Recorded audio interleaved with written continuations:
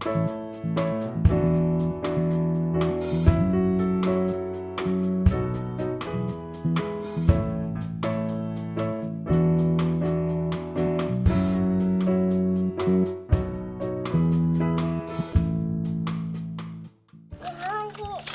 are you his friend? I'm Simon's friend. Me too. Hey! No, you're not. Yes, I am. They don't have trains. No, they don't have a train. They don't have one. They don't have a train. Because it's broken. In early childhood settings, teachers are well prepared to work with young children if they can feel confident in responding to 4 questions. If they can say that, yes, I know how to observe and listen to children in order to really see how they are making meaning of the world around them.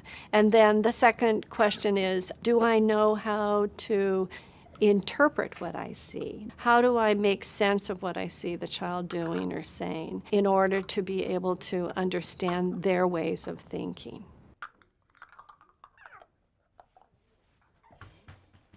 And then the third thing, and this is where I think the connection with child development knowledge is really important, is do I have a vocabulary? Do I know how to describe the learning that I see?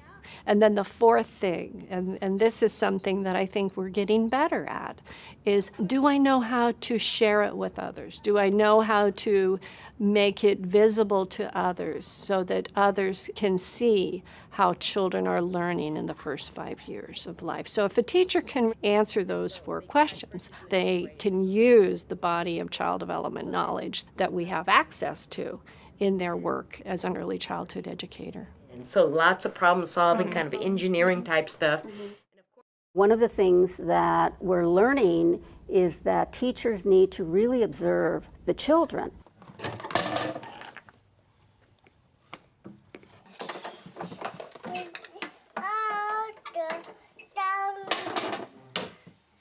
This means that the teacher must conduct small group activities, engage in individualized instruction, do a lot of observation.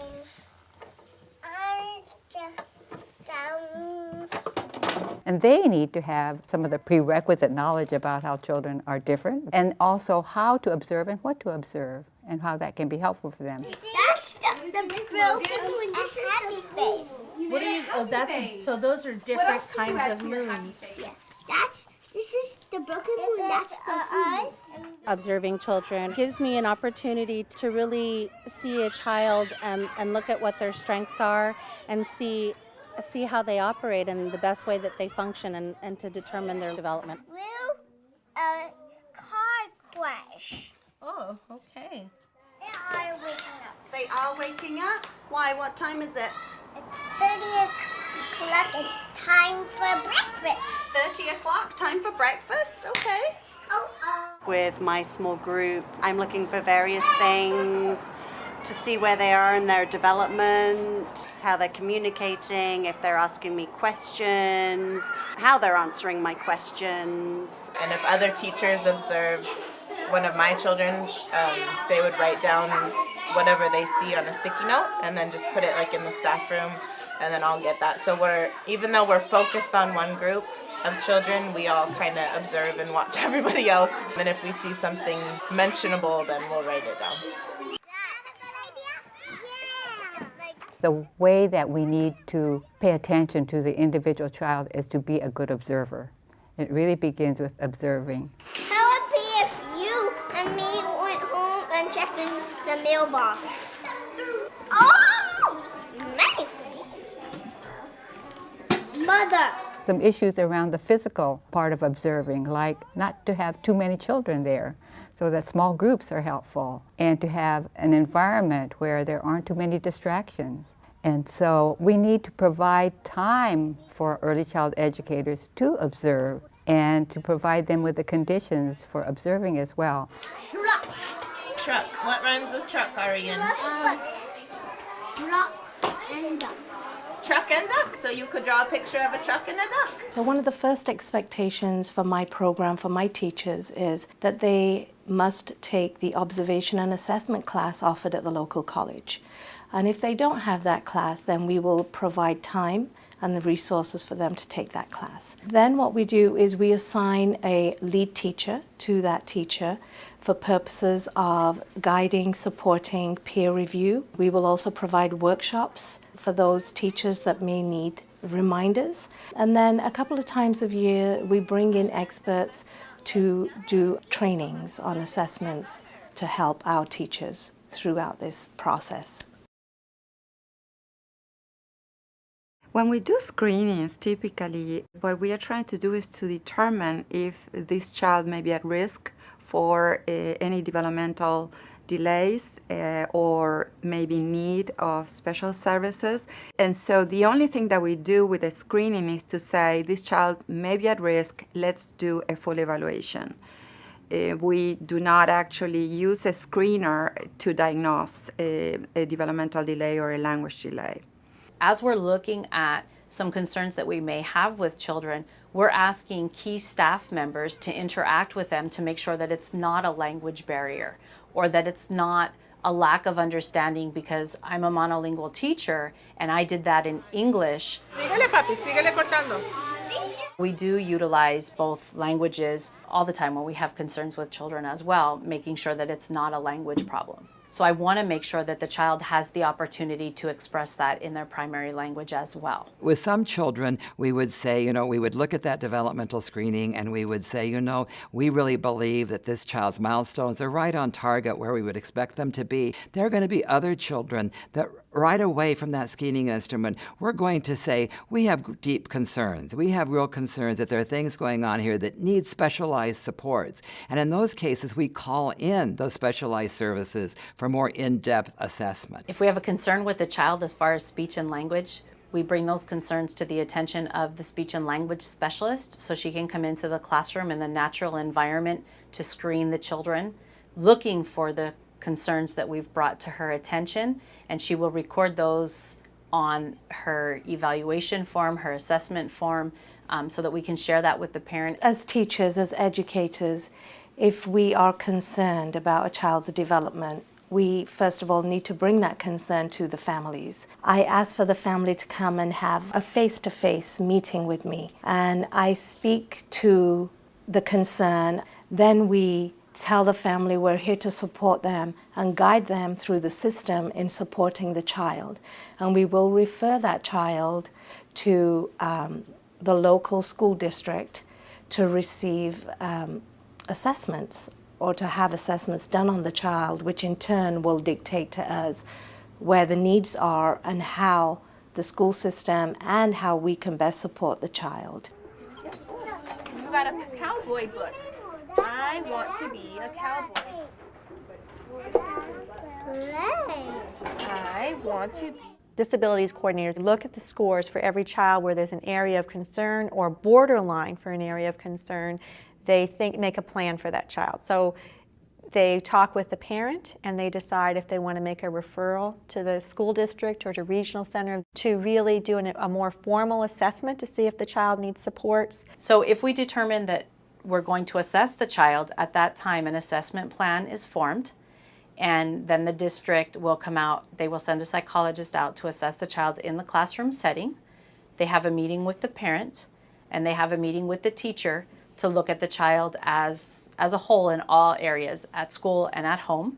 And then after that, once they've done the assessment, then they have an IEP meeting where they talk about the results of the assessment with the parent. So at our IEPs is the parent, the psychologist, the teacher, and myself. So that way we can look at, these are the needs of the child. If it's a behavioral concern, we might talk with the parent and get their permission to involve the mental health consultants to work out a plan with the teachers and the parent to support that child and maybe refer that child for early periodic screening and detection. So our communication with parents in regards to concerns with children has many levels. Good afternoon. Good afternoon. This is our student study team, and let me explain the process of our student study team to you.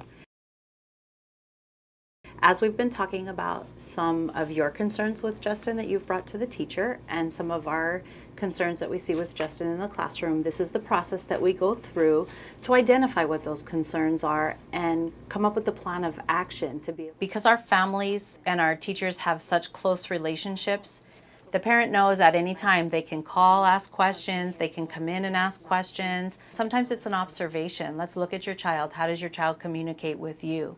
So it's building a lot of that groundwork with families and building that connection and that trust.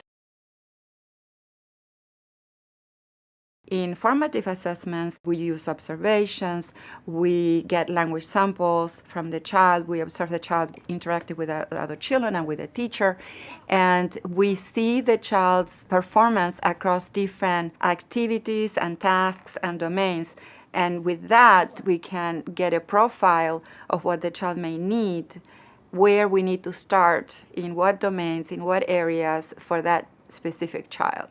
That ongoing assessment. In California, we have the DRDP, both for infants and toddlers and for preschoolers. That is a great tool to keep informing our ongoing service to children. All of the staff have been trained on writing anecdotal records. Any staff member that sees a child doing something will record what they see happening and give that information to the teacher so that the teacher can document that information in the DRDP and also talk with parents about that information. We try to stay mindful of the measures that are used.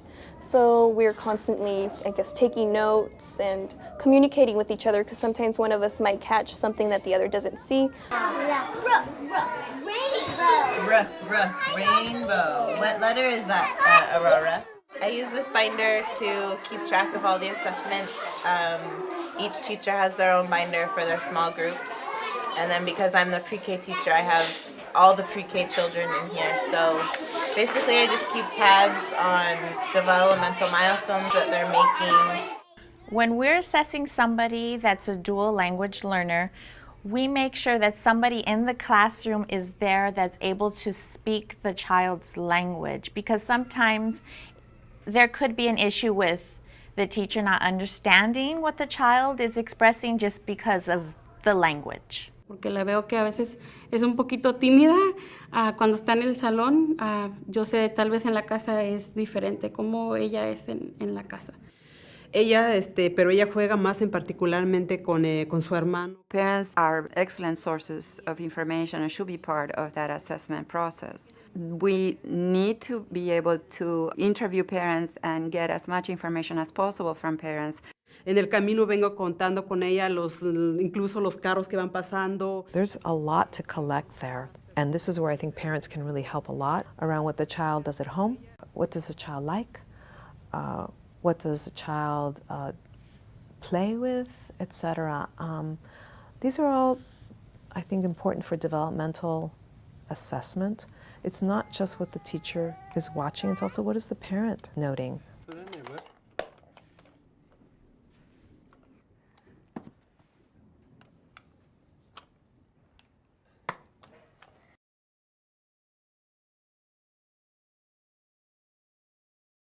Can you finish it in 15 minutes? Yeah. Teachers observe, teachers document, and that documentation becomes a record of children's meaning-making processes. And that's how we know they're learning. Start picking up evidence.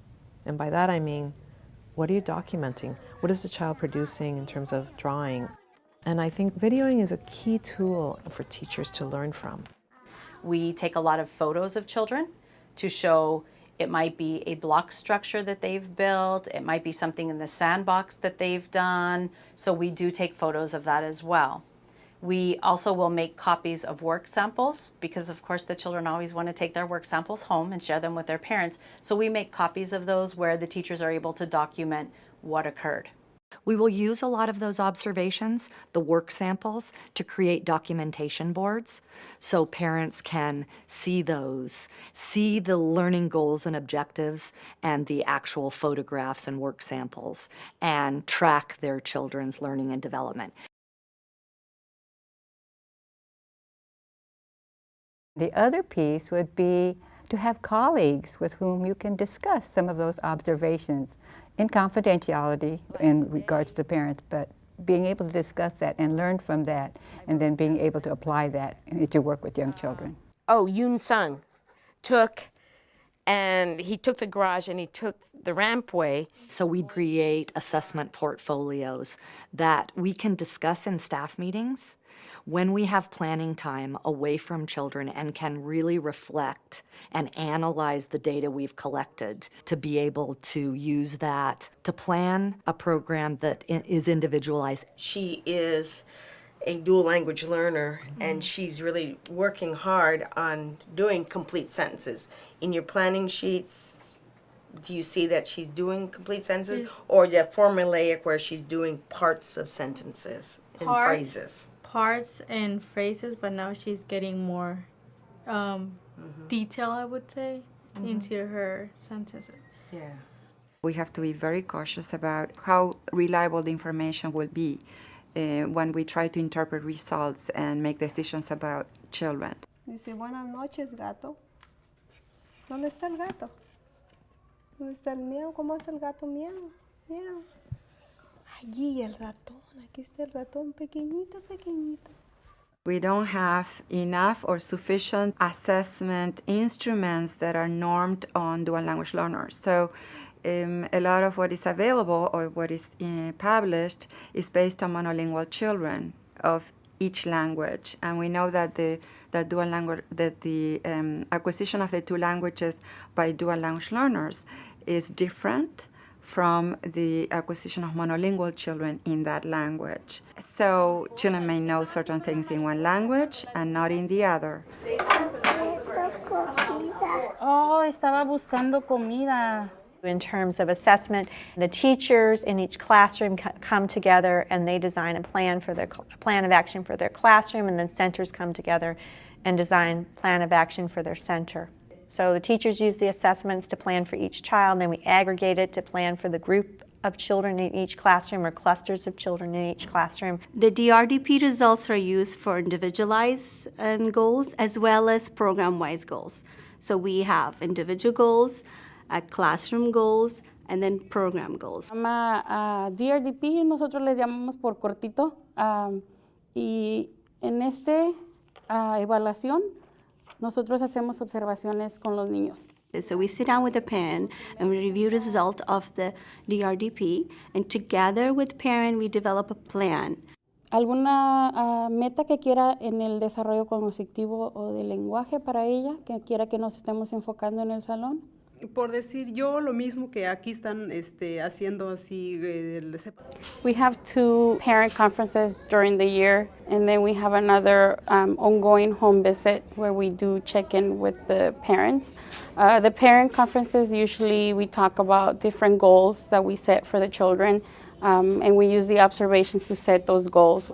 We try to include the parent in the plan as much as possible. So even going over the DRDP, where they can actually see what we see, what we observe, is helpful in getting them connected and trying to work with them at home as well as school, trying to do the same activities that we do here in the home.